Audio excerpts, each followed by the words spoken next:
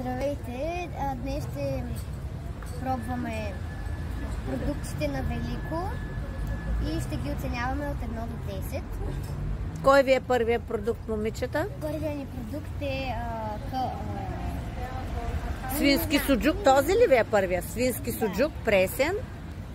Моля. Аз му давам 8 от 10. Дарко ти? Давам 9 от 10. Добре. Следващото е карначе, което тези двете сме ги пробвали. Да, пушеното карначе.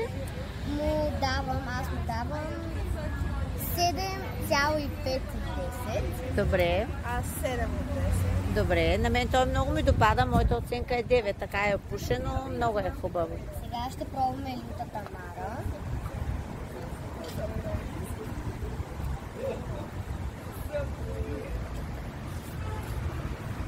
Тя има по-цели парченца месце и мазничкото е цели парченца, но има пикантен аромат, леко.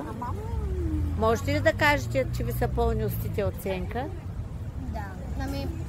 Аз давам 8,5.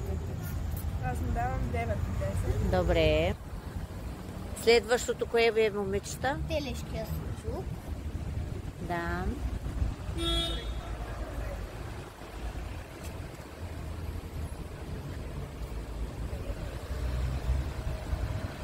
Мнение? 10 от 10. Добре. И последното, каквото имате да дегустирате? Кълца на наденица. Да, тя е 100% свинско месце.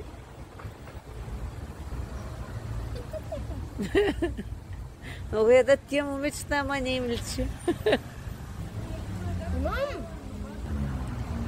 е 10 от 10. И за мен е 10 от 10. Добре, много ви благодаря за вашето мнение. Ще споделим и с нашите последователи, дано и те опитат и да се кажат и те. Очакваме техните коментари. Чао!